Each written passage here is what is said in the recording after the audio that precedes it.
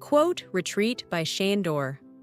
One quote, one reflection, one thought that could bring a moment of light and energy to your day. Join me as we take a look at today's quote. The quote is by Friedan, born 1921, died 2006. It reads, "Aging is not lost youth, but a new stage of opportunity and strength." Let's take a moment together to explore the messages within this quote. You know what's fascinating about aging? Society spends over $50 billion annually on anti-aging products, yet one of the most influential feminists of the 20th century suggested we're looking at it all wrong. That's such an interesting perspective. Are you thinking about Betty Friedan's famous quote about aging being a new stage of opportunity and strength? Exactly.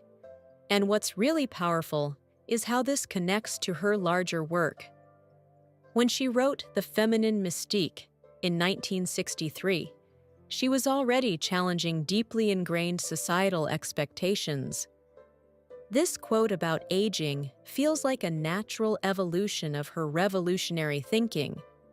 Well, considering she found it now in her mid-40s, she lived that philosophy, didn't she? That's what makes her perspective so compelling. Here's someone who started some of her most influential work at an age when society often expects women to step back. And you know what's fascinating? She was doing this in the 1960s, when women faced even more age discrimination than today. And looking at her life trajectory, she continued making significant contributions well into her later years. Right. And that's what makes this quote so powerful. She's not just offering comfort about aging, she's challenging us to completely rethink how we view the human life cycle. Instead of seeing it as a peak followed by a decline, she's suggesting each stage brings unique opportunities. You know what's interesting? This message seems even more relevant now, with people living longer than ever before. Exactly! The average life expectancy when Friedan was born in 1921 was just 60 years. Today, it's around 79 years in the US. So we have even more opportunity to make her vision a reality. Yet we're still fighting many of the same battles against ageism she confronted decades ago. Well, that highlights how ahead of her time she was with this perspective. And what's particularly striking is how this message applies beyond just aging. It's about seeing possibilities where others see limitations.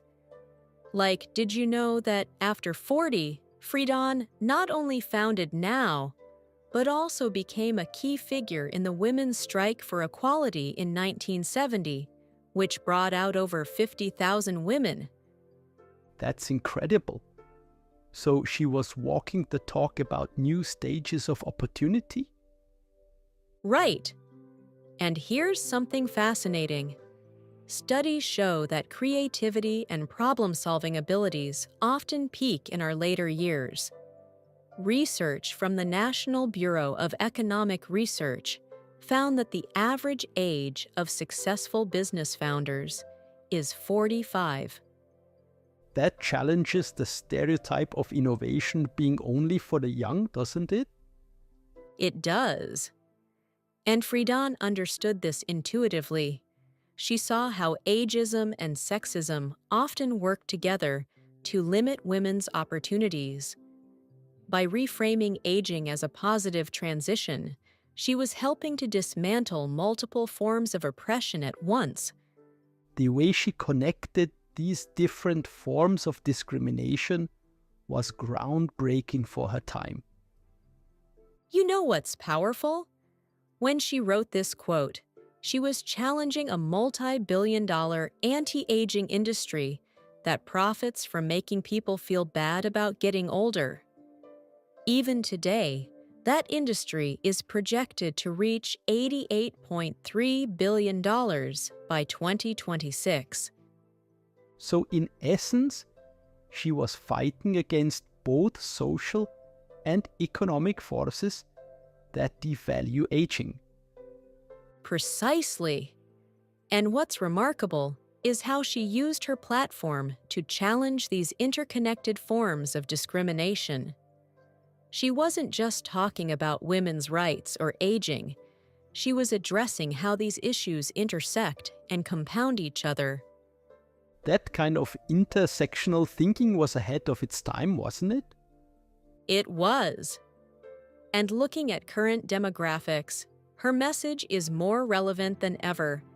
By 2030, all baby boomers will be over 65, making up 21% of the population. That's a huge demographic shift that requires us to rethink how we view aging. So what you're saying is, we need her perspective now more than ever. Exactly that. And I think the key takeaway from Friedan's message is that we never stop growing, never stop having the potential to make meaningful change. Whether you're 25 or 85, every stage of life brings new opportunities and new forms of strength. It's up to us to recognize and embrace them. That's the perfect way to wrap this up. Seeing aging not as something that happens to us, but as something that opens up new possibilities for us. With that, we conclude this exciting episode. If you enjoyed this episode, I'd appreciate a like and a comment. Don't forget to subscribe. Thank you. Your support truly helps this channel grow. See you again tomorrow. Yours, Sandor.